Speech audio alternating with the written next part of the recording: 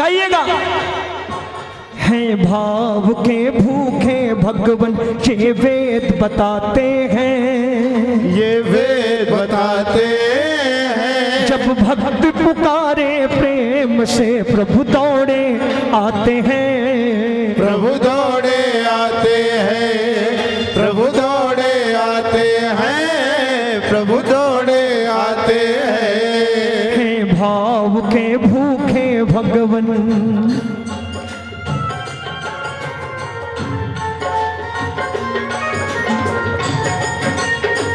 जय हो।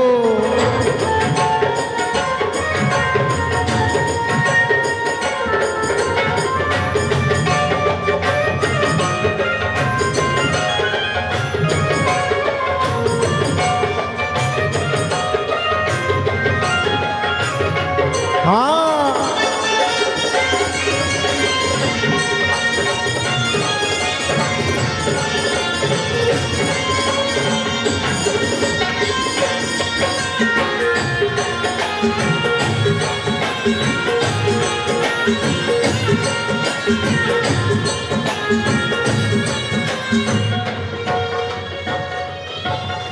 कोई भावना से जोत को जगा के देखने, बोलती है मूर्ति बुला के देख ले। गाइए। बोलती है मूर्ति बुला के देख ले। ये बोले कौन सी भाषा में, हमें ज्ञान भी तो हो, सुनने को बातें इनकी अपने कान भी तो हो, सुनने को बातें इनकी अपने कान भी तो हो। संत मुनि मिल करके हमको,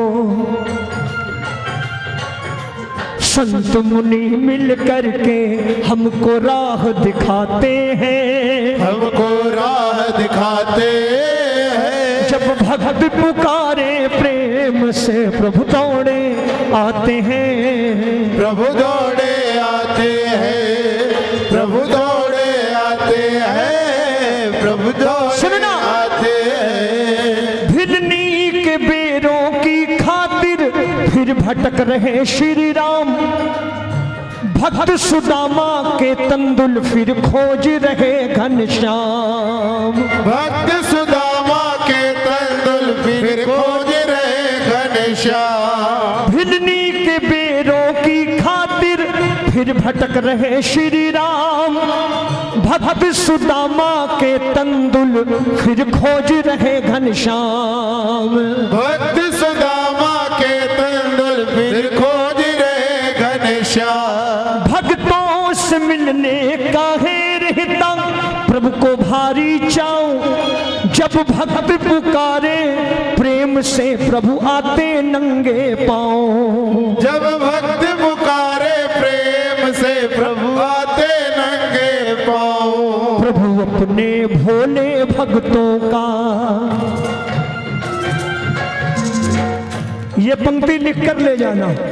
प्रभु अपने भोले भक्तों का सम्मान बढ़ाते हैं, सम्मान बढ़ाते हैं। जब भक्त पुकारे प्रेम से प्रभु दौड़े आते हैं, प्रभु दौड़े आते हैं, प्रभु दौड़े आते हैं, प्रभु दौड़े आते हैं। है भावना तेरी प्रबल तो क्यों घबराता है, प्रेम हमको श्याम के नजदीक लाता है। प्रेम हमको श्याम के नजदीक लाता है। नरसी सी हो श्रद्धा अगर मीरा सी भक्ति हो, राधे कर्मा के धीरज के जैसी गर हम में शक्ति हो। कर्मा के धीरज के जैसी गर हम में शक्ति हो। कहता रोमी, कहता रोमी विदुरानी का ये साग भी खाते हैं, ये साग भी खाते हैं। जब भक्त पुकारे प्रेम से प्रभु दौड़े आते हैं, प्रभु दौड़े आते हैं,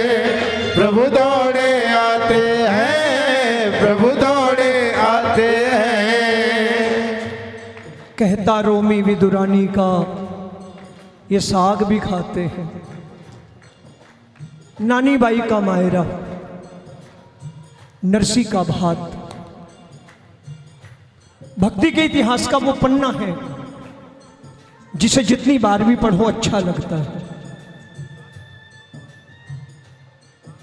मेरा ये मानना रहा है इस दुनिया में जब जब भगवान की कथा होती है मुख्य यजमान भक्त होता है, लेकिन जब जब दुनिया में भक्तों की कथा कही जाती है तो मुख्य यजमान की भूमिका स्वयं ठाकुर निभाता है और अपने भक्तों के बीच में किसी न किसी रूप में बैठकर मेरा ठाकुर अपने भगत की कथा सुनता है। आज अगर मैं नानी बाई का मायरा आपको समर्पित कर रहा हूं तो अपने भगत नरसी की कथा सुनने के लिए मेरा ठाकुर आपके बीच में किसी न किसी रूप में बैठा होगा। मैं अपना कर्तव्य निभा रहा हूं, ठाकुर को साक्षी मानकर कथा कह रहा हूं। आपको अपना कर्तव्य निभाना है कि ठाकुर आपके बीच में बैठा है किसी रूप में, तो आपको कैसे कथा को श्रवण करना है ये आप जानो। मैं अपना कर्तव्य ईमानदारी के साथ निभाने का प्रयास कर रहा हूं। आओ समर्पित करता हूं नानी बाई का मायरा। एक बार मीठी मीठी तालियां बजा करके।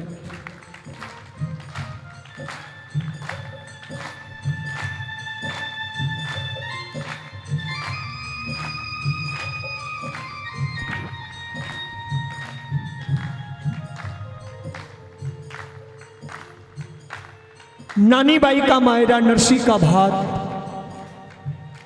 ये प्रसंग शुरू होता है जूनागढ़ गुजरात से। नरसी अपने जमाने के सेठ, संतान के नाम पर एक पुत्र और एक पुत्री। गांव में फैली एक अज्ञात बीमारी ने नरसी से उनका पुत्र छीन लिया। औलाद के नाम पर एक बच्ची बची नानी बाई।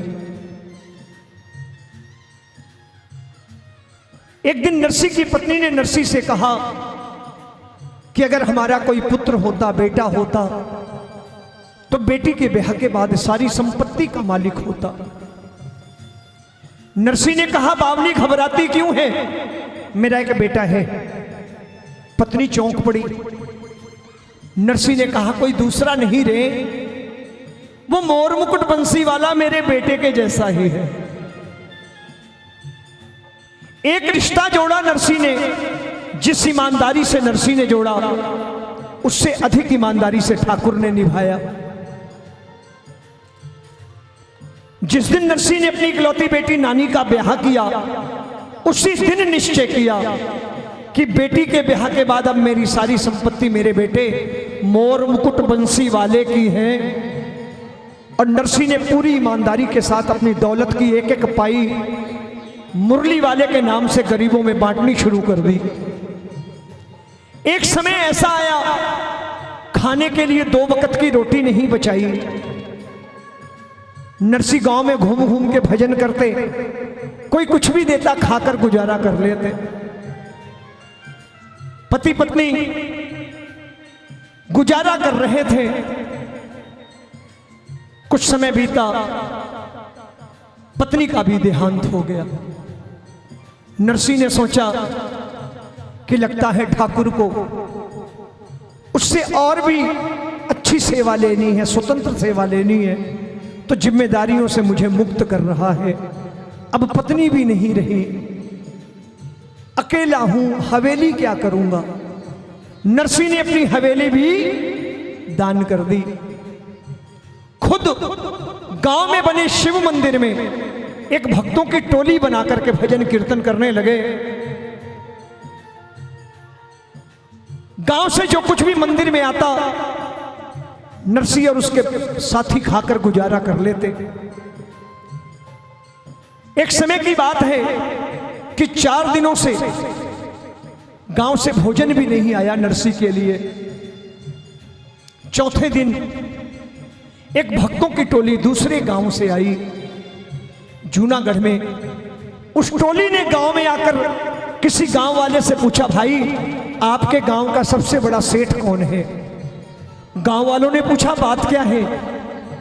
टोली के मुखिया ने कहा हमारे पास 600 सोने के सिक्के हैं, हम द्वारिकाधीश के दर्शनों को द्वारिका जी जा रहे हैं, रास्ते में चोर डाकुओं का डर है, आपके गांव का कोई सेठ हमसे ये रकम ले ले, हमें एक हुंडी एक पर्ची लिख दे जिससे हमें ये रकम द्वारिका जी में जाकर वापस मिल जाए। भक्तों ने नरसी का, गांव वाले ने नरसी का अपमान करने के लिए भक्तों से कह दिया कि हमारे गांव का सबसे बड़ा सेठ नरसी है, जाओ उसकी हुंडी चलती है। बहुत बड़ा भगत बना फिरता है, हुंडी लिखने से इनकार करे, जबरदस्ती पैसे दे देना, हुंडी लिखवा लेना। शिव मंदिर का पता बता दिया, भक्तों की टोली पहुंची शिव मंदिर। नरसी भजन कीर्तन में लीन थे। टोली के मुखिया ने हाथ जोड़ के पूछा, भाई आप में से नरसी सेठ कौन है? नरसी हाथ जोड़ के खड़े हो गए, कहने लगे सेठ नहीं रहा, नरसी जरूर हूं, आदेश करो। भक्तों ने कहा सेठ द्वारिकाधीश के दर्शनों को द्वारिका जी जा रहे हैं, रास्ते में चोर डाकुओं का डर है, 600 सोने के सिक्के हैं, रख लो, हमें एक हुंडी लिख दो। नरसी ने कहा मेरी हुंडी नहीं चलती, मेरा समय समाप्त हो चुका है। भक्तों ने कहा सेठ बहाने मत करो, मदद करनी पड़ेगी, मदद करनी पड़ेगी। जबरदस्ती वो रकम नरसी के हाथ में रख दी। नरसी ने सोचा शायद उस मोर मुकुट बंसी वाले को हम भूखे भक्तों पर दया आ गई है, ये रकम हमारे भोजन भंडारे के लिए लगता है, ठाकुर ने भिजवाई है। जबरदस्ती दी हुई रकम नरसी ने रख ली। विश्वास के साथ एक हुंडी द्वारिकाधीश के नाम लिखी, कहा जाओ द्वारिका के सबसे बड़े सेठ से ये रकम वापस मांग लेना। भगत हुंडी लेकर पहुंचे द्वारिका जी। सुबह से शाम हो गई, बाजारों में घूमते, कोई द्वारिकाधीश नाम का सेठ नहीं मिला जो हुंडी स्वीकार के रकम वापस करता। भक्तों ने सोचा हम ठगे गए, लगता है रकम चली गई।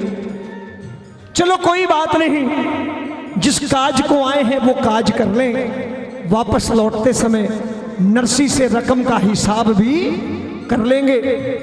सुनना, शाम का समय है, भगत मंदिर के प्रांगण में ठाकुर का दर्शन कर रहे हैं। अचानक एक सांवरा सलोना युवक मंदिर के प्रांगण में प्रवेश करता है।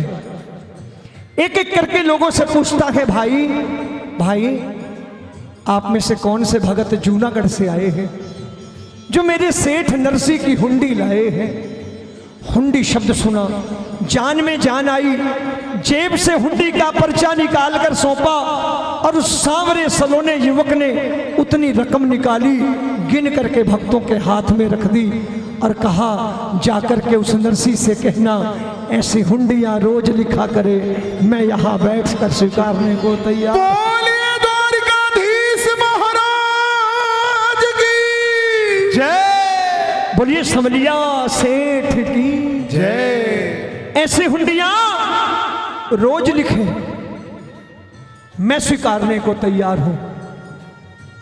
उसी नरसी की बेटी नानी बाई, और नानी बाई के ससुराल में नानी बाई की बेटी सुलक्षणा का ब्याह। नानी प्रसन्न है कि घर में बेटी का ब्याह है, बाबुल भी आएंगे, बाबा भी आएंगे। वर्षों हो गई बाबा को देखे, नानी बड़ी खुश है, लेकिन उस खुशी ज्यादा समय तक टिकी नहीं रही। जब नानी की सास ने आकर के फरमान सुनाया कि अरे नानी प्रसन्न होने की आवश्यकता नहीं है, हम तेरे पिता के पास शादी का निमंत्रण ही नहीं भेज रहे हैं। अरे तेरा भिखारी बाप क्या लाएगा, और तेरा तो कोई भाई भी नहीं जो तेरा भात भरने आए। नानी ने रोकर ससुराल वालों के पांव पकड़े,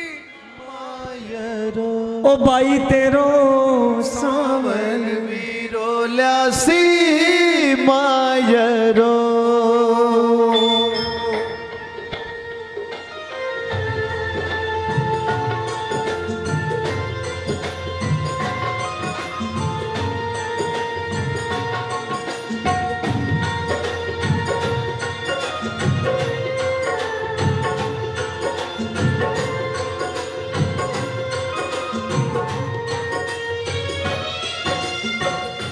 हो नानी बाई ने नरसी समझावे बार बार नानी भाई नरसी समझावे बार बार।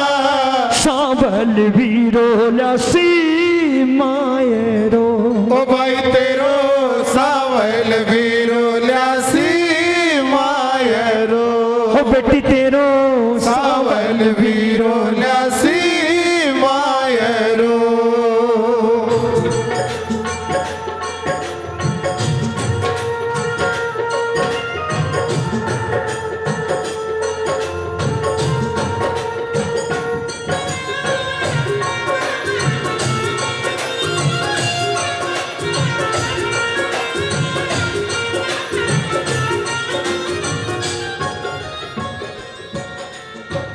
धीरज क्यों छोड़े बेटी क्यों घबरावे धीरज क्यों छोड़े बेटी क्यों घबरावे।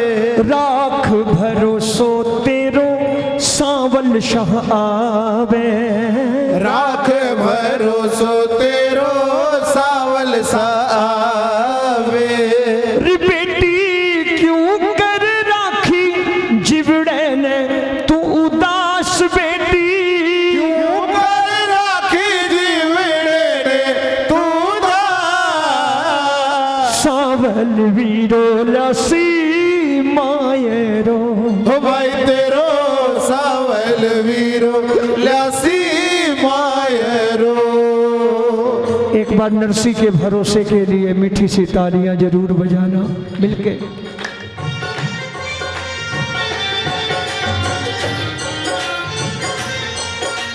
क्या बात।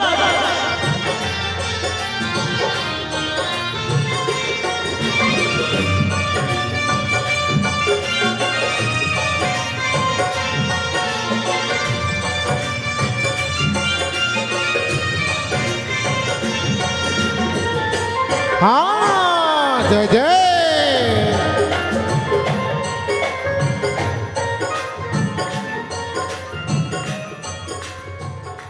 ये भरोसा नरसी का है। तालियां बजाना ना। कहने लगे बेटी अकेला नहीं आएगा, मुझे विश्वास है आएगा। और अकेला नहीं, तेरी भौजाई भामा रुकमण भी आसी। तेरी भौजाई भामा रुकमण भी आसे।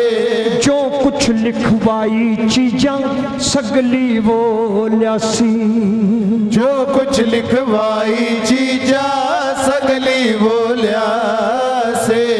तेरे सासरे से लिखी एक एक वस्तु आएगी, क्योंकि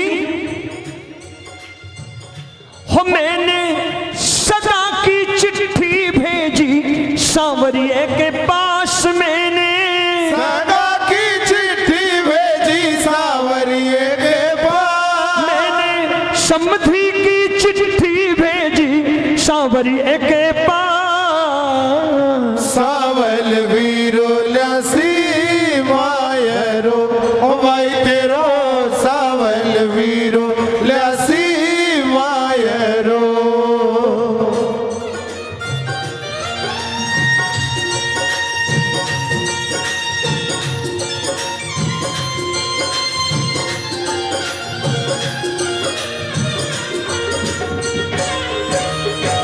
जय हो।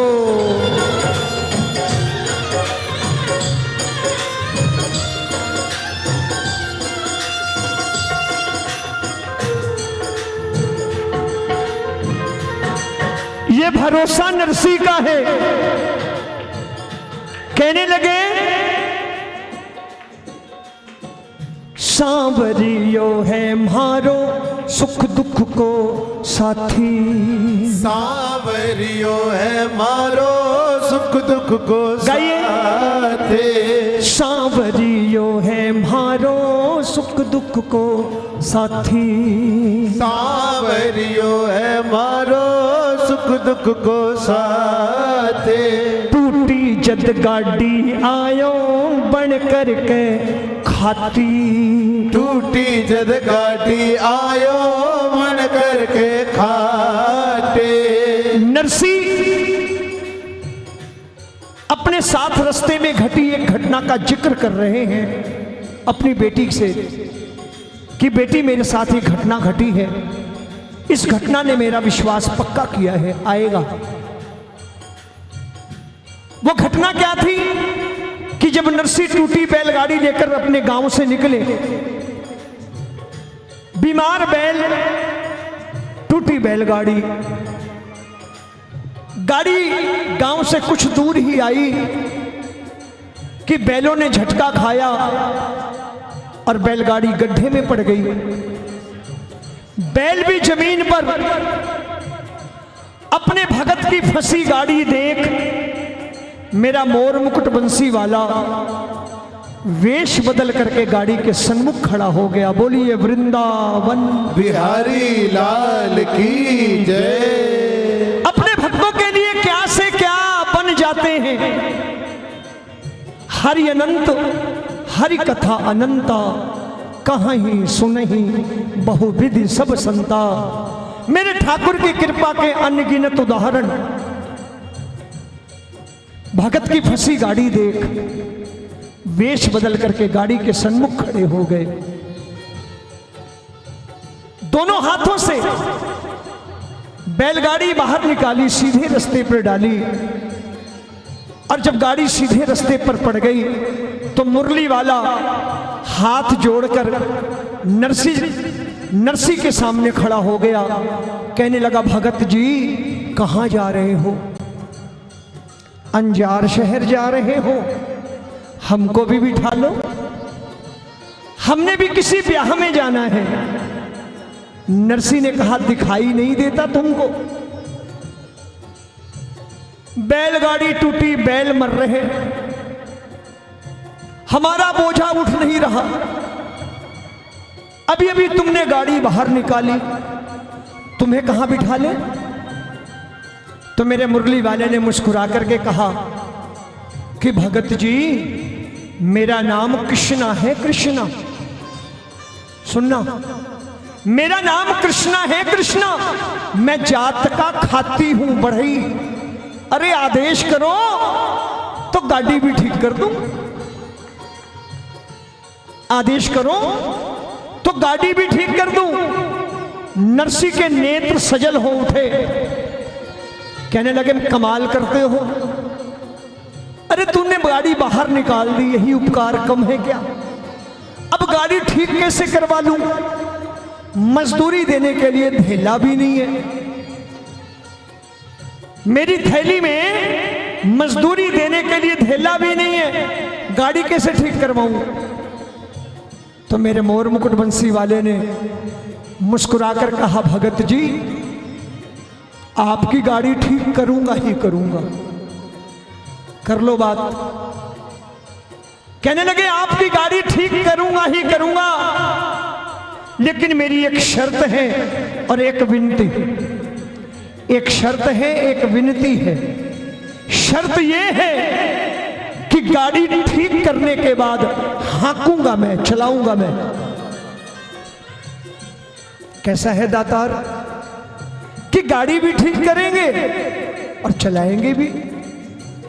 कहने लगे ये तो मेरी शर्त है और विनती ये है कि जब मैं गाड़ी हाँक रहा हूं तो थोड़ी देर पहले सुंदर सुंदर भजन गा रहे थे, 2-4 भजन मुझे सुना देना, मेरा रास्ता भी कट जाएगा और मुझे मजदूरी भी मिल जाएगी। ये भजनों की कीमत है। भजन मनोरंजन नहीं है, अरे 2 भजन मन से सुनाओ तो वो आपके दरवाजे पर। भजन कोई शोर का विषय नहीं, भजन तो भाव का विषय है। अच्छा, कोई आप किसी के घर जाओ और कोई आपसे सिर्फ आपकी शिकायतें ही करे, जाओगे क्या दोबारा? यार ठाकुर के दरबार आके क्यों शिकायतें करते हो उससे? जो दिया है कम से कम उसका तो थैंक यू बोल दिया करो। मुझे आज तक नहीं समझ में आया,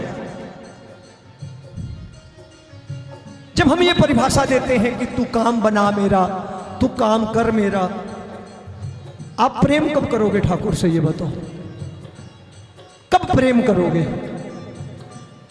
कब उसके दिए हुए का सम्मान करोगे? लोग कहते चमत्कार, अरे पढ़े लिखे लोग हो आप स्वयं अपने आप में एक चमत्कार हो। शीशे के सामने खड़े हो के देखो, आपके शरीर का एक एक अंग चमत्कार से कम है क्या जो उस ठाकुर ने कर रखा है? एक हाथ ना देता तो क्या कर लेते? एक आंख कम देता तो क्या कर लेते? सब कुछ दे रखा है, कम से कम उसका धन्यवाद करो ठाकुर से कि ठाकुर तूने इस योग्य बनाया है। सेब काला पड़ गया, संतरा नीला पड़ गया, चमत्कार हो गया। ये झूठे चमत्कारों के चक्करों में पड़े हो। उस ठाकुर ने इतना बड़ा चमत्कार कर रखा है। एक दाना गेहूं का डालिए जमीन में, अब पानी पड़ते ही कई दाने निकलते हैं। वो चमत्कार से कम है क्या? है चमत्कार से कम? कौन से चमत्कारों की बात करते हो कि सेब काला पड़ गया, संतरा नीला पड़ गया, ये चमत्कार हो? अरे उसके किए हुए को भुला नहीं सकते, उसके चमत्कारों को भुला नहीं सकते जो उसने साक्षात कर रखे हैं। उन पर भरोसा तो करना सीखो, उसकी रजा में राजी रहना तो सीखो। ये झूठी परिभाषाएं मत ले जाया करो। हमारे बुजुर्ग हमेशा कहा करते थे, सीताराम सीताराम सीताराम कहिए और चाही विधि राखे राम, ताही विधि रहिए। वो आपके कहे अनुसार चलेगा क्या? कि आप उसको बताओगे मेरा परिवार ऐसे चलेगा? जो सारी दुनिया चलाता है उसे आपका छोटा सा परिवार चलाना नहीं आता क्या?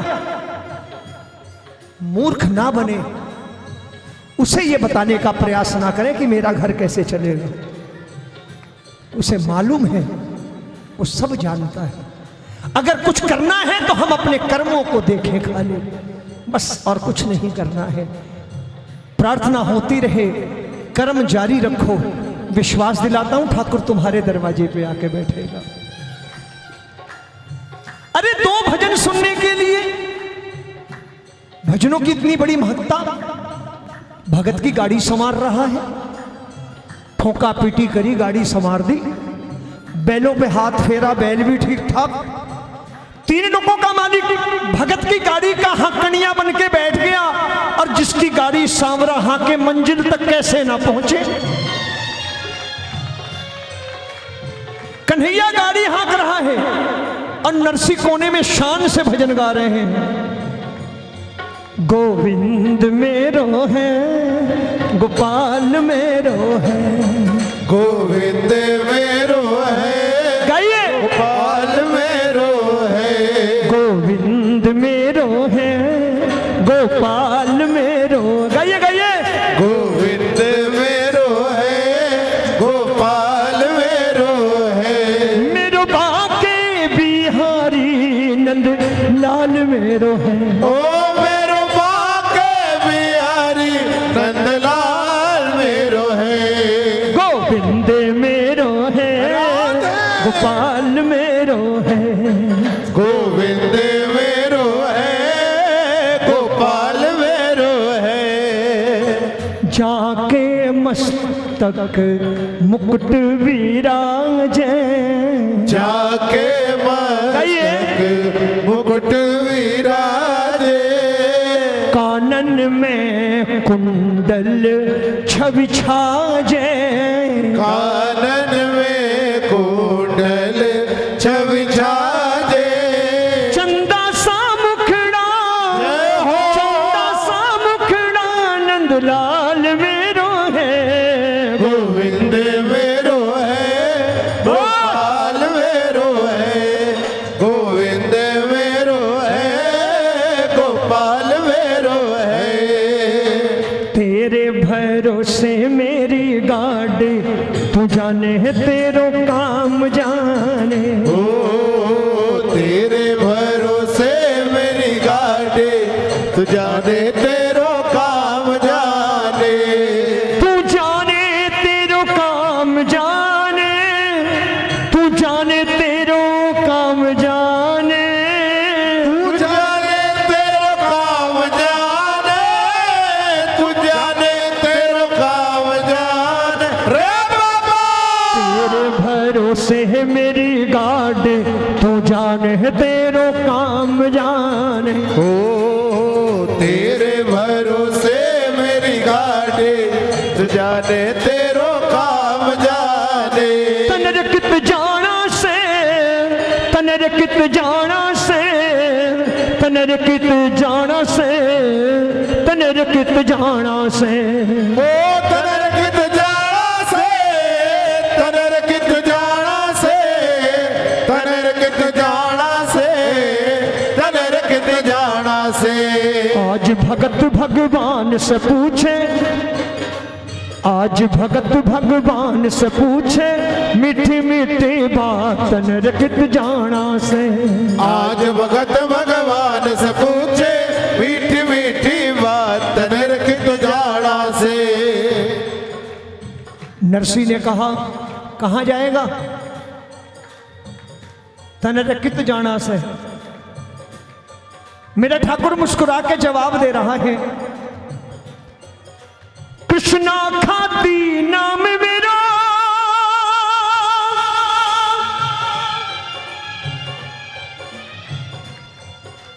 कृष्णा खाती नाम मेरा, नगर अंजार न जाना से, नगर अंजार न जाना से, नगर अंजार न जाना से। नानी बाई भेड़ धर्म की, मन्ने धर्म निभाना से, मन धर्म निभाना से, मन धर्म निभाना से। आज भगत भगवान से पूछे, मीठी मीठी बात नर कित जाना से। आज भगत भगवान से पूछे, मीठी मीठी बात तनर कित जाना से। नानी बाई बहन धर्म की, मन्ना धर्म निभाना से। नरसी ने जो सुना, अरे अभी तो थोड़ी देर पहले कह रहा था जात का खाती हूं, बड़ई हूं, गाड़ी ठीक करा लो, अब कह रहा है नानी का भाई हूं।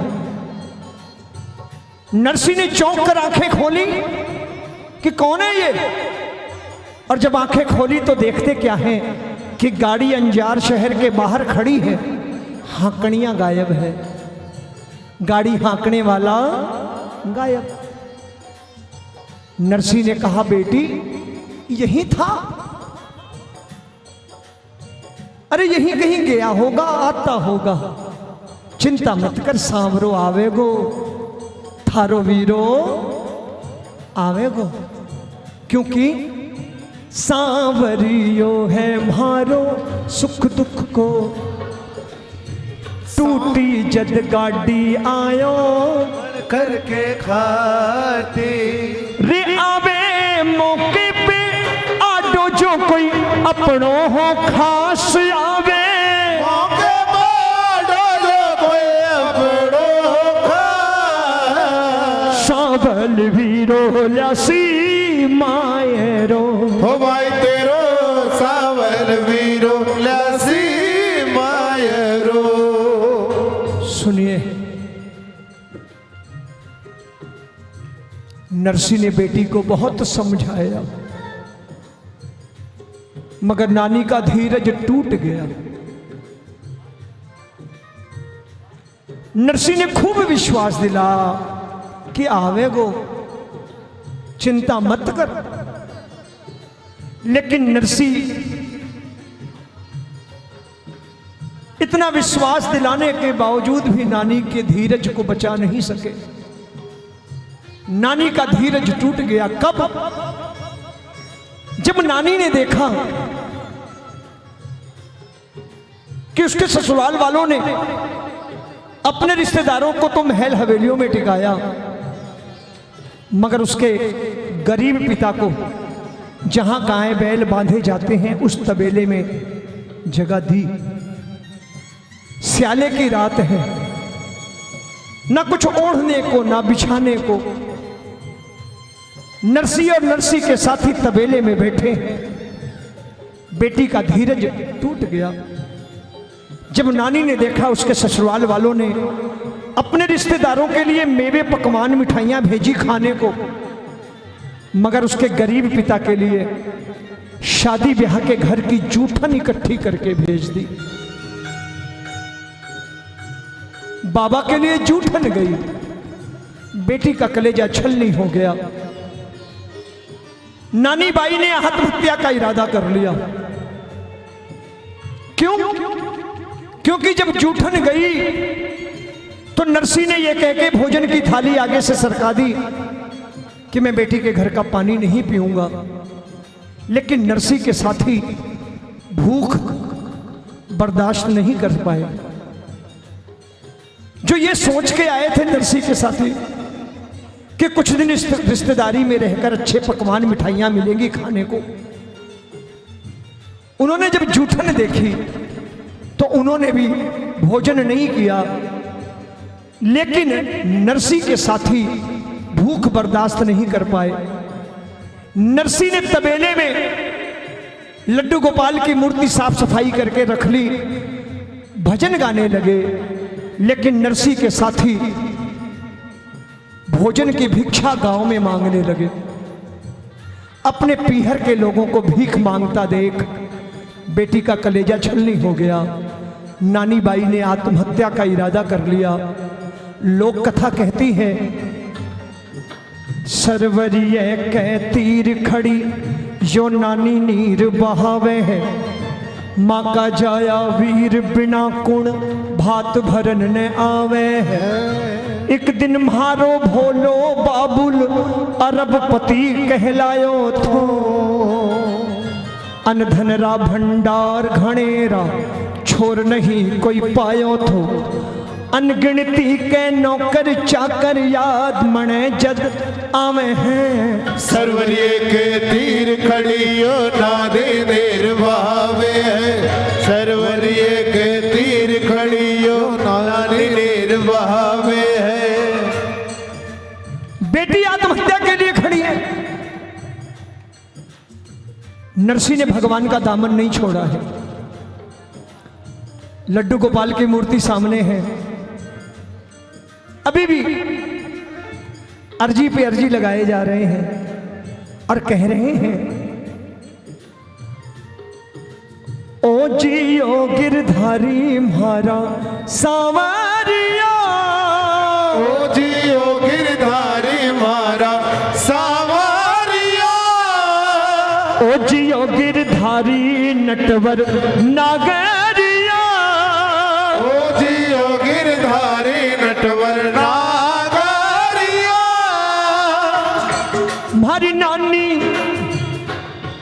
मारी नानी बाईरो भात भरन ने आवो जी सांवरा। मारी नानी बाईरो भात भरन ने आओ जी सांवरा। नरसी मेहता ने थारो, नरसी मेहता ने थारो आसरो, नरसी मेहता ने थारो आसरो। मारी बीच सगा में लाज बचावन आजो जी सांवरा। मारी बीच सगा में लाज बचावन आओ जी सांवरा। सरोवर के किनारे खड़ी नानी, सुनना,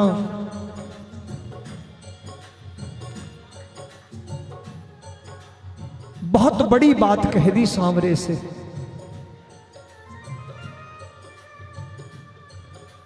कहने लगी, कन्हैया डर गया? अरे डर मत, मुझे तेरे सोने चांदी हीरे मोती का लालच नहीं है, मत लाना। एक काम कर, तू मायरे की चुनरी भी मत लाना, मैं अपने पति से कह के मंगवा लूंगी, बस आके खड़े हो जाना। नहीं आएगा तो मैं तो प्राण त्यागूंगी, मेरा बाबा भी जीवित नहीं रहेगा। क्योंकि तेरे ही भरोसे आयो, तेरे ही भरोसे आयो सांवरिया, तेरे ही भरोसे आयो सांवरिया। थारी नानी बाई ने चुनर उड़ावा, आओ जी सांवरा। थारी नानी बाई ने चुनर उड़ावा, आओ जी सांवरा। आके खड़ा हो जा। मेरा बाबा कहता है कि तू उसका लायक पुत्र है, उसने अपना सब कुछ तेरे पर कुर्बान कर दिया, आज तू नजर चुरा रहा है। नरसी तबेले में है, कहने लगे, दीनानाथ दयालु तेरो नाम है, दीनानाथ दयालु तेरो नाम है। भगतारी नैया पार लगावण, आओ जी सांवरा। भगतारी नैया पार लगावण, आओ जी सांवरा।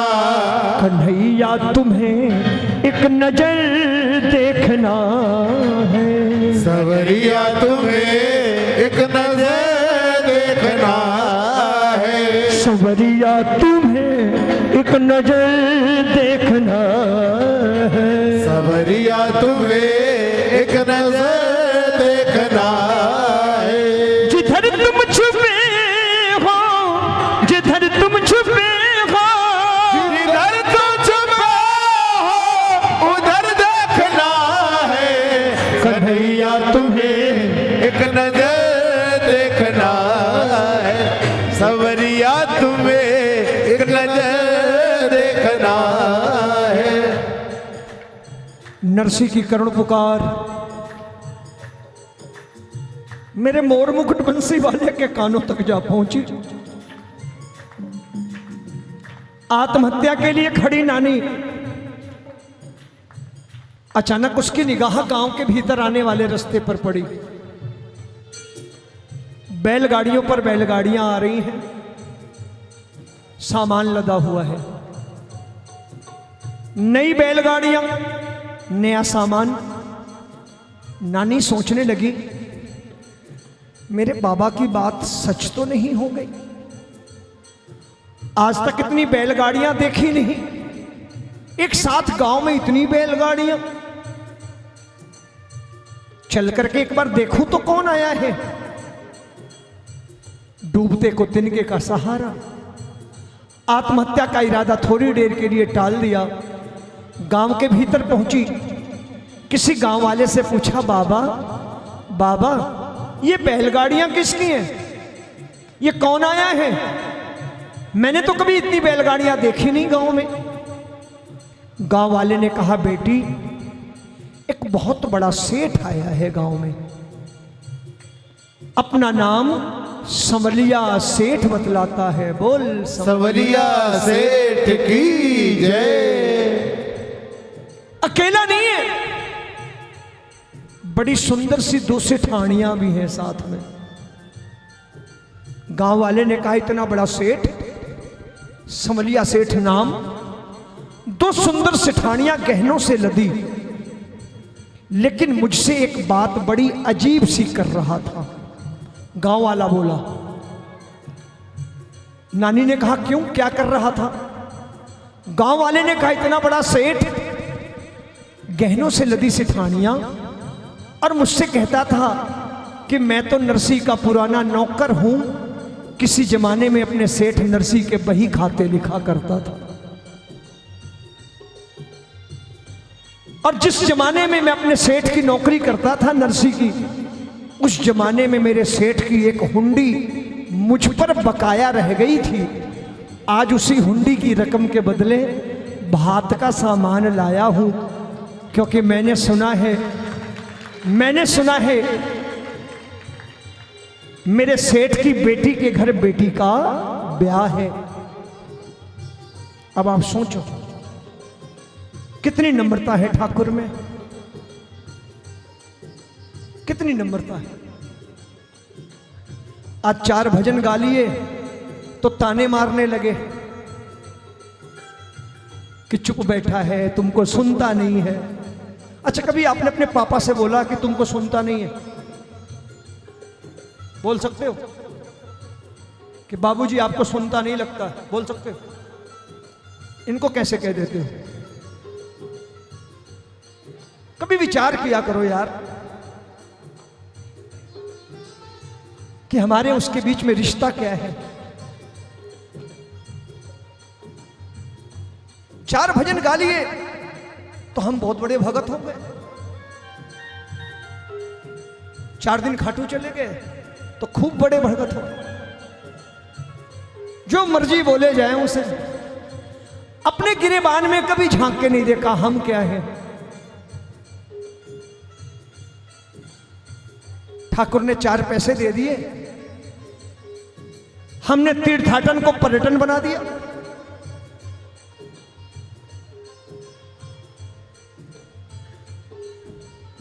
क्लासरूम में बैठ के मूवी देखोगे तो क्या हाल होगा? बोलो।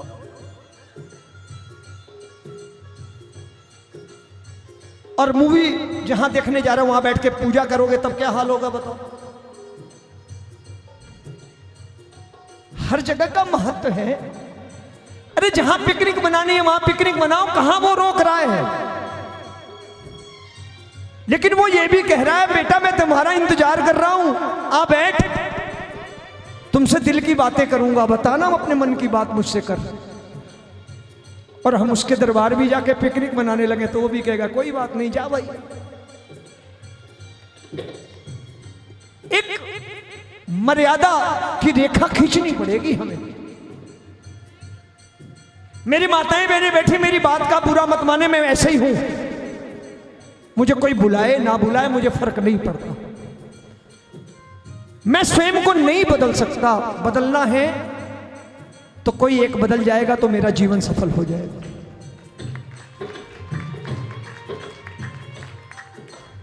मैं पूछना चाहता हूं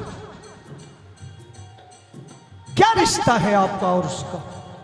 क्या उस रिश्ते में मर्यादा की जगह नहीं है? क्या उस रिश्ते में उसके प्रति सम्मान की जगह नहीं है? क्या करते जा रहे हैं हम? मैंने मोहन को बुलाया वो आता होगा, मेरे घर आज की रात तमाशा होगा। भगवान ना करे किसी के घर तमाशा हो, भगवान ना करे, मेरा बाबा ना करे।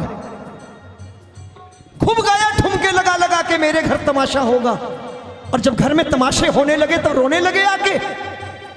तो उसने कह दिया कि तुमने तो कहा था मैं जब आऊंगा तमाशा होगा, अब क्यों रोते हो? एक तरफ हम कहते हैं कि भजन अर्जी है, इस पर कार्रवाई होती है, तो अर्जी ऐसी लगाओ कि कार्रवाई होने पर हालत खराब ना हो, ऐसी अर्जी लगाया करो। बाकी मर्जी आपकी। आज करोड़ों की कथाएं हो रही हैं भाई साहब, और करोड़ों की कथा उनमें टोटके बताए जा रहे हैं। ठाकुर से मिलने के टोटके, धन प्राप्ति के टोटके। टोटकों से धन मिलता है क्या? बाबूजी आपने टोटकों से धन कमाया है क्या? पैर की चप्पलें घिसी होंगी, तब बच्चों के पांव में एडिडास के जूते आए होंगे। और बच्चों को बताया जा रहा है टोटकों से धन मिलता है, टोटकों से बिना पढ़े पास हो जाते हैं हम। जिन कथाओं में हमें रास्ता दिखाया जाता था, जिन कथाओं में हमें आडंबर से मुक्ति बताई जाती थी, जिन कथाओं में हमें प्रभु की शरणागति बताई जाती थी, आज उन करोड़ों की कथाओं में हम टोटके सुनते हैं और लोग कहते हैं इनको टोटके अच्छे लगते हैं। हम समझना नहीं चाहते। विदुरानी के घर विदुर जी, विदुर का नाम सुना होगा, दुर्योधन के काका, चाचा कह लीजिए, हस्तिनापुर में मंत्री थे, कौरवों के मंत्री थे विदुर, लेकिन महात्मा थे। संतों का जीवन था, पत्नी के साथ झोपड़ी में रहा करते थे, कुटिया में, और चर्चा करते थे कि देखना भगवान, एक दिन हमारा कन्हैया हमारे घर आएगा। हम रोज कहते हैं ना, दुर्योधन को मेवा त्याग्यो साग विदुर घर खायो। हस्तिनापुर जब कन्हैया आए दुर्योधन की सभा में, दुर्योधन को यह समझाने, देख दुर्योधन, पांडवों को 5 गांव दे दे, महाभारत का युद्ध टल जाएगा। दुर्योधन ने कहा आपका स्वागत है माधव, लेकिन यह बात स्वीकार नहीं है, सुई की नोक की बराबर भूमि नहीं दूंगा, युद्ध लड़ूंगा। तो कन्हैया ने कहा जैसी तुम्हारी मर्जी, मेरा काम था मैंने समझा दिया, युद्ध लड़ो फिर। कन्हैया जब चलने लगे तो दुर्योधन ने आवाज दी, माधव रुको, सुनो। कन्हैया ने सोचा शायद अकल आ गई हो, वापस मुड़े तो दुर्योधन ने कहा देखो, मैंने सिर्फ इसलिए बुलाया है कि महलों में आए हो, ऐसे मत जाओ, कुछ जलपान कर लो, भोजन कर लो, मेरे वहां से ऐसे मत जाओ। तो कन्हैया ने एक बात मुस्कुराकर कही कि देखो दुर्योधन, इंसान 2 परिस्थितियों में घर से बाहर भोजन करता है। पुराने जमाने की यही बात थी कि या तो अत्यधिक भूखा हो, बिना भोजन के काम ना चले, तो आदमी कहता बाहर ही कर लो, और या फिर सामने वाला बहुत प्रेम से निमंत्रित करे कि इंसान ठुकरा ना पाए उसके निमंत्रण को, तब कहता लाओ थोड़ा खा ले। तो कन्हैया ने कहा देखो, रही पहली बात भूख की, तो मुझे भूख नहीं कि मैं भोजन करूं, और रही दूसरी बात प्रेम से निमंत्रण की, तो तुमसे पहले प्रेम भरा निमंत्रण मुझे विदुर काका के घर से मिल चुका है। विदुर जी रोने लगे दरबार में कि वारे कन्हैया, जैसा सुना वैसा ही पाया। कल इसी दरबार में दुर्योधन ने किसी बात पर मेरा अपमान किया था, भरे दरबार में, दरबारियों के सामने, और आज आपने भरे दरबार में दुर्योधन का निमंत्रण ठुकराकर मुझ गरीब को सम्मान दिला दिया पूरे दरबार में। विदुर जी दौड़े दौड़े अपनी झोपड़ी में आए, पत्नी से कहा भगवान जीवन सफल हो गया, सारी उम्र जिसकी प्रतीक्षा करते थे, जिसका नाम लेते थे, सुनना मेरी बात को, मैं क्या कहना चाहता हूं, वो आ रहा है। विदुरानी ने कहा कन्हैया आ रहे हैं? बोले हाँ। विदुरानी ने कहा घर में कुछ भोजन नहीं है। विदुर जी ने कहा चिंता मत कर, टोकरी दे, लाता हूं। विदुर जी बाजार गए, हलवाई से बोले मेवे के लड्डू बना और ठाकुर को भोग लगाना, अच्छी तरीके से बनाना, साफ सफाई से। इधर विदुर जी भोजन का इंतजाम कर रहे हैं, उधर कन्हैया झोपड़ी में पहुंच गया, सांकल खटखटाई, आवाज लगाई, काकी काकी किवाड़ खोलो, कृष्ण आया है। काकी किवाड़ खोलो, कृष्ण आया है। विदुरानी स्नान कर रही थी और जब कानों में शब्द पड़े कृष्ण आया है, तो कन्हैया को प्रतीक्षा ना करनी पड़े, विदुरानी ने कपड़े पहने नहीं, कपड़े लपेट लिए। विदुरानी ने कपड़े नहीं पहने, लपेट लिए जल्दी में, और आकर के किवाड़ खोल दिया। और जब कन्हैया ने देखा काकी ने ढंग से वस्त्र भी नहीं पहने, तो अपनी काली कंबली उतारी और काकी को उड़ा दी, काकी को उड़ा दी। मेरे कहने का मतलब, ठाकुर से मिलने के लिए, मंदिर जाने के लिए तन का श्रृंगार जरूरी नहीं होता, मन का श्रृंगार जरूरी होता है। मन का श्रृंगार करके आया करिए, ये प्रार्थना है। तन के श्रृंगारों की बड़ी जगह मिलेंगी आपको, कथा कीर्तन सत्संग, मंदिर में एक मर्यादा हो, मन का श्रृंगार हो सकता है ये बातें आपको आज अच्छी ना लगे, लेकिन एक वक्त आएगा, विचार करोगे कि हम कहां से कहां पहुंच गए, और जो नंगे घूमते थे वो कहां पहुंच गए, और जो मर्यादा में घूमते थे वो कहां पहुंच गए। मेरे कहने का मतलब, ये भजन मनोरंजन नहीं है। 2 भजन सुनने के लिए ठाकुर आपके दरवाजे पर। गांव वाले ने कहा, बेटी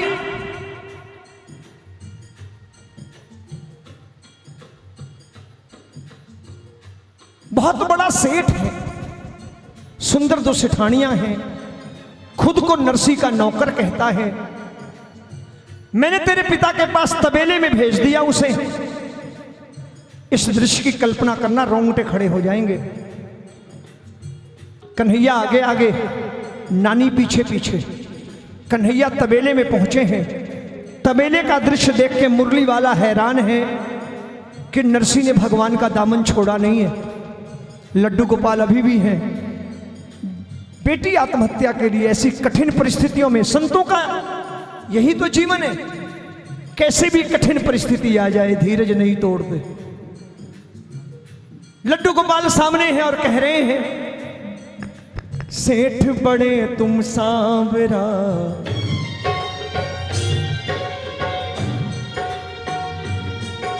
सेठ बड़े तुम सांवरा, मैं निर्धन कंगाल। सेठ बड़े तुम सांवरा, मैं निर्धन कंगाल। जोड़ी हमारी तुम्हारी बन के रहेगी मिसाल। ओ बन के रहेगी मिसाल। कन्हैया रो पड़े, सेठ बड़े तुम सांवरा, मैं निर्धन कंगाल। कन्हैया रो पड़ा। क्यों रोया ठाकुर, क्यों रोया मेरा मुरली वाला? क्योंकि ये मुलाकात भगत भगवान की नहीं है, यह मुलाकात एक बाप बेटे की मुलाकात है। जिस रिश्ते को नरसी ने जोड़ा, पुत्र बन के निभाने आए हैं। और पुत्र को जब सामने देखा तो नरसी रो पड़े। पुत्र की आवाज कानों में पड़ी कि सेठ बड़े। पुत्र को जब देखा, जब कन्हैया के कानों में आवाज पड़ी, सेठ बड़े तुम सांवरा, मैं निर्धन कंगाल, और जोड़ी हमारी तुम्हारी बन के रहेगी मिसाल, तो कन्हैया रो पड़े। और जब कन्हैया रोए, दोनों हाथों को जोड़कर नरसी को आवाज लगाई है, बाबा मैं आ गया, मैं आ गया। और बाबा शब्द जब नरसी के कानों में पड़े तो आंखों से आंसुओं का सैलाब बह गया। पुत्र की आवाज सुनी तो नरसी भी रो पड़े। लेकिन नरसी के आंसुओं में सम्मान था कन्हैया के प्रति, एक शिकायत भी थी। जब कन्हैया ने कहा बाबा मैं आ गया, तो नरसी ने आंसू भरी आंखें ऊपर उठाई और बोले,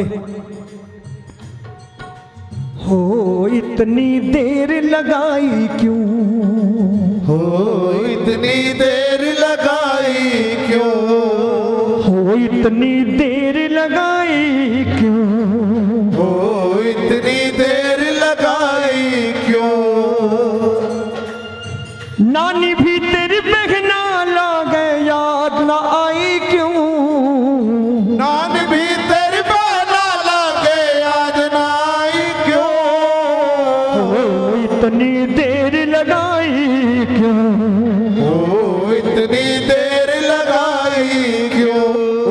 नरसी रो के बोले, कान्हा आए देरी से आए, देरी से आए तो काहे को आए, बिन मां की बेटी बड़ी लजाई, वो मरने गई थी मर भी न पाई, जा कन्हैया जा उठा के ले जा तू अपनी गठरी, अब तेरी मेरी खाए ना पटरी। कन्हैया सुनते रहे सर को झुकाए, देरी से आने का कारण बताए। कहने लगे, बाबा विलंब नहीं हुआ, आपको गांव के बाहर छोड़ा, भामा रुक्मणी को लेने चला गया। ये दोनों कहती थी, ननद के घर सुख दुख हो, भाभियां ना पहुंचे अच्छी बात नहीं होती। मेरी बात गांठ बांधना, ननद कितना भी लड़ झगड़ के चली जाए, जो भाभी सुख दुख में अपनी ननद के दरवाजे नहीं जाती, वो अपना नुकसान करती है। अपनी बेटियों की तरफ देखना, ये बेटियां बोझ नहीं होती, अपनी किस्मत का लेकर पैदा होती हैं। माँ बाप जिसके पल्ले बांधते हैं बंध के चली जाती हैं। घर से विदा होती बेटी अपने सुख की चिंता नहीं करती, कहती पापा जैसी भी रहो, लेकिन जिस आंगन में खेली ना, वो आंगन कभी खुशियों से खाली ना हो। मेरे भैया भाभी की झोलियां भरी रहें, ये आशीर्वाद देके बेटियां विदा होती हैं। घर से विदा होती बेटी, घर के आंगन में चावल के दाने फेंकती बेटी, कहती है साडा चिड़ियां दा चंबा वे, बाबुल असां उड़ जाना, साडा चिड़िया दा चंबा वे, बाबुल असां उड़ जाना, साडी लंबी उडांगरी वे, साडी लंबी उडारी वे, बाबुल केड़े देश जाना, साडा चिड़िया दा चंबा वे, बाबुल असां उड़ जाना। घर व्यापार बांटते हैं बेटे, प्यार बांटती हैं बेटियां, एक कुल की शान होते हैं बेटे, दो दो कुलों को संवारती हैं बेटियां। बोए जाते हैं बेटे, उगाती हैं बेटियां, पाले जाते हैं बेटे, पल जाती हैं बेटियां, पढ़ाए जाते हैं बेटे, पढ़ जाती हैं बेटियां, पढ़ाए जाते हैं बेटे, पढ़ जाती हैं बेटियां, आसमान पर धकेले जाते हैं बेटे, कल्पना चावला जैसी चढ़ जाती हैं बेटियां। बेटी देवी का चित्र होती है, वो पूजनीय पवित्र होती है। माँ बाप जिसके चरण धोते हैं, विदा करते हैं घर से, बिलख कर रोते हैं, और वो जग में काम महान करते हैं जो घर से कन्या का दान करते हैं। ये बेटियां बोझ नहीं, अपनी किस्मत का लेके पैदा होना, अपनी किस्मत का लेके विदा हो जाना। आज नानी ने भी बड़ी बहन का धर्म निभाया है, एक पुत्री का धर्म निभाया है। नरसी कन्हैया को डांट रहे हैं। नानी ने क्या किया, बाबा के आगे हाथ जोड़ के खड़ी हो गई, कन्हैया को भाभीियों को पीछे छिपा लिया। कहने लगी, बाबा मेरा भाई किसके दरवाजे आया है? नरसी बोले, तेरे। तो नानी ने कहा, बाबा पहली बार भैया भाभी आई हैं, भैया और भाभियां पहली बार आए हैं, और अगर विलंब से आए हैं तो झगड़ा तो हमें करना चाहिए, आप बीच में मत बोलो, और फिर घर का झगड़ा घर में निपटाएंगे ना। मैंने सारी उम्र ताने सुने हैं कि मेरा भाई नहीं, आज भाई आया है, भात का मुहूर्त बीत ना जाए। चलो ना बाबा, गांव वालों को बताओ मेरा भाई आया है। कल्पना करना, जिस नानी के कोई भाई नहीं, मेरा मोर मुकुट बंसी वाला भाई बन के आया है। बोलिए वृंदा बिहारी लाल की जय। उस जमाने में 56 करोड़ के हीरे मोती लाया। आगे आगे नानी, पीछे भात भरने वाले। नानी गांव वालों से कहती, गांव वालों देखो, हीरे मोतियों के थाल सजे हैं, मायरे की चुनरी भामा रुक्मण जैसी भाभियों के हाथ में है। नानी कह रही है, देख लो कौन आया है। आयो आयो रे धर्म को भाई, आयो आयो रे धर्म को भाई, मेरो आयो रे धर्म को भाई, मेरो आयो रे धर्म को भाई। अज नाचे नानी बाई, अज नाचे नानी बाई, अज झूमे नानी बाई, अज झूमे नानी बाई। मेरो आयो रे धर्म को भाई, मेरो आयो रे धर्म को भाई। वो है अलबेला मदनैनो वाला, वो है अलबेला मदनैनो वाला, जिसकी दीवानी ब्रज की हर वाला। वो कृष्णा है, वो कृष्णा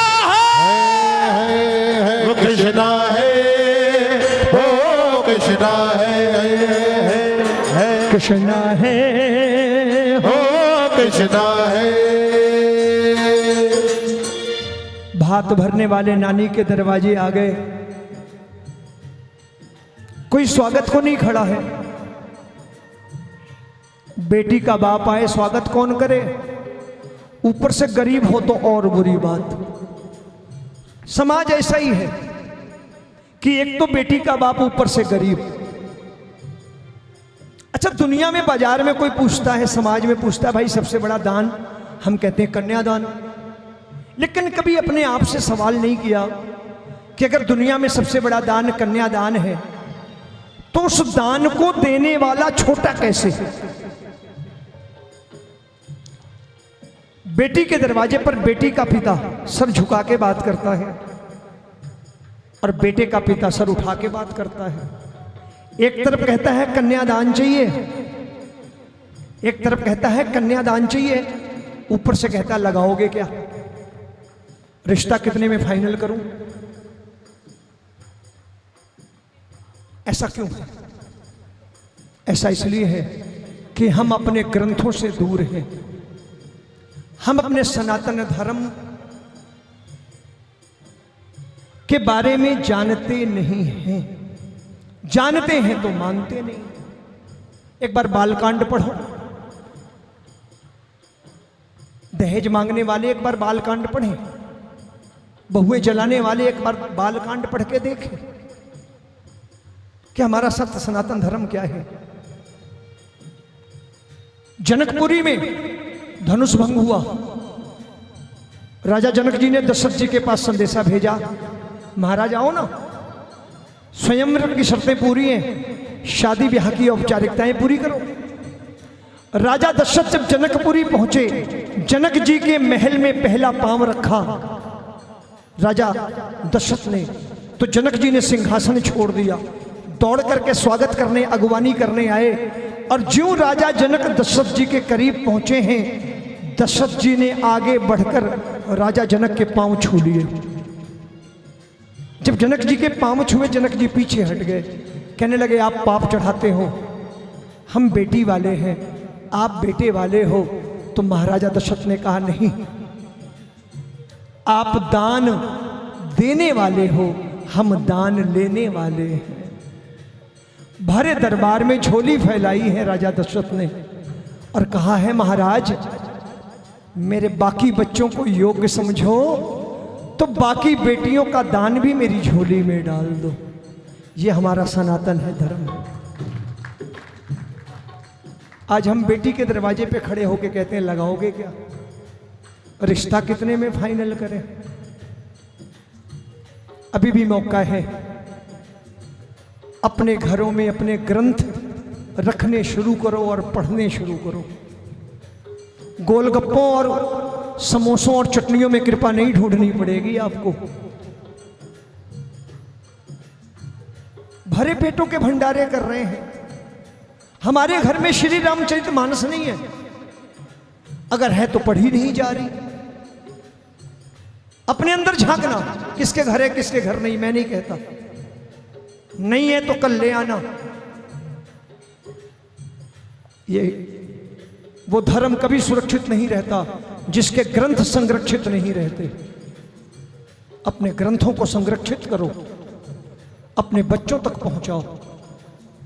आज अधिकांश घरों में श्री रामचरितमानस नहीं है, श्रीमद् भागवत गीता नहीं है। आप पूछ लेना, ये भरे पेटों के भंडारे बंद करके ग्रंथों का भंडारा लगाओ, घर घर तक अपने ग्रंथ पहुंचाओ और लोगों को प्रेरित करो कि अपने ग्रंथों को कम से कम पढ़ा करें। श्रीमद् भागवत गीता में किसी राइटर ने नहीं कुछ कहा, स्वयं कृष्ण ने कहा है। आप रोमी की बात मानते हो, आप उनकी बात मानते हो, आप उनकी बात मानते हो, कृष्ण की नहीं मानना चाहते। जिस दिन कृष्ण की माननी शुरू कर दोगे, मुझ बेवकूफ, मुझ जैसों के चक्करों में नहीं पड़ोगे। ठाकुर की मानना शुरू करो। और ठाकुर ने स्वयं आपको ग्रंथों के माध्यम से बताने का प्रयास किया है। अपने ग्रंथों का सम्मान करो, ये मैं बार बार कह के जाऊंगा। जिस दिन ग्रंथों का सम्मान करना सीख गए, उस दिन ढोंगी आपको बरगला नहीं पाएंगे, उस दिन समोसे चटनियों में कृपा नहीं दिला पाएंगे वो। आज भी मौका है। कितनी बड़ी बड़ी बात कह दी गई, दुनिया मान रही है, हम नहीं मान रहे। अभी भी मौका है। आज नानी के घर कोई स्वागत को नहीं खड़ा, किसी रिश्तेदार को कलाई अंदर ले आओ, रीत रिवाज पूरे करके भगा देंगे।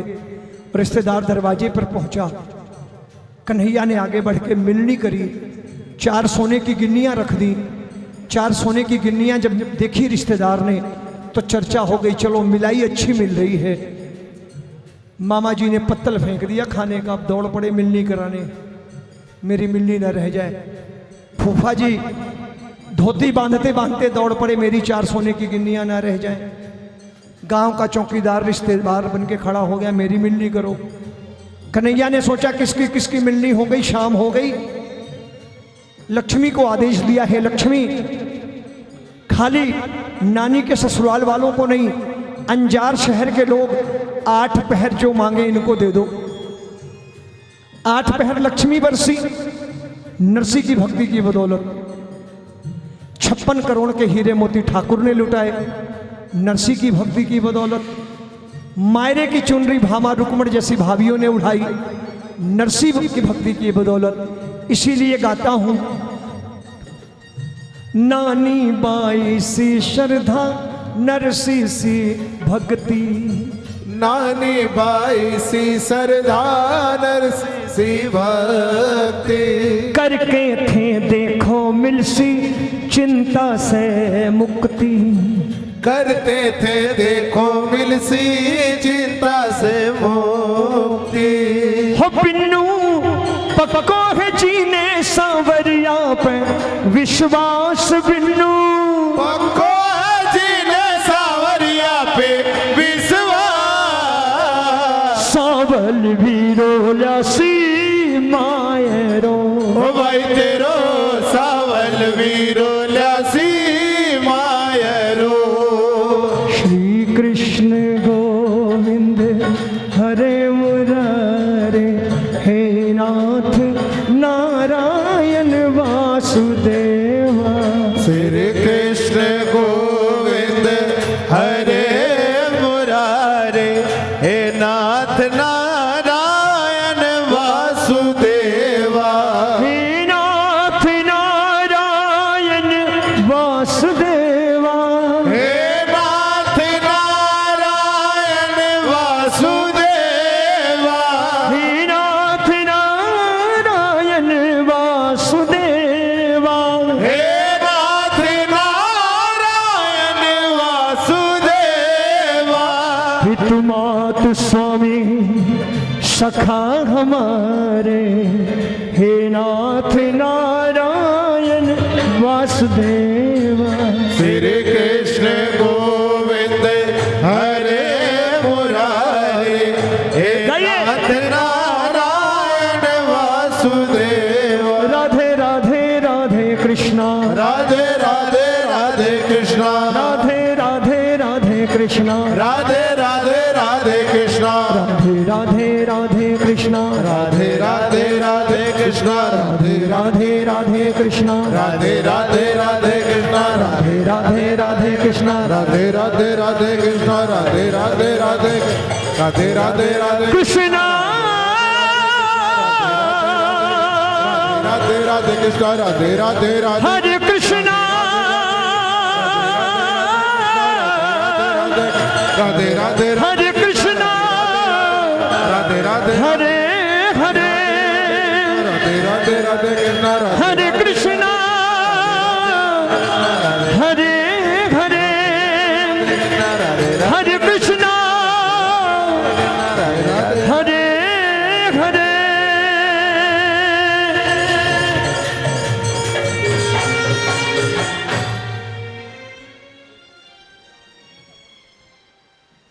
आनंद नहीं आया? मेरे लिए नहीं, अपने लिए बजाओ। जिसने मुझ जैसे मूर्ख को इतनी देर के लिए बर्दाश्त किया, अपने लिए एक ताली बजा लो। लेकिन अब ताली बजा लिया ना, अब कन्हैया का स्वागत कर लेना। मैं पहले नहीं कहता नाचो कूदो, लेकिन अब जरूर स्वागत करना और कहना,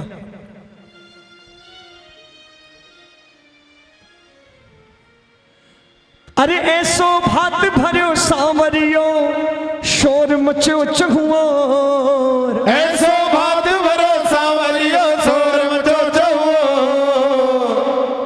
आयो आयो नंद किशोर आयो। कौन कौन स्वागत करेगा? नाच के आओ मिलके।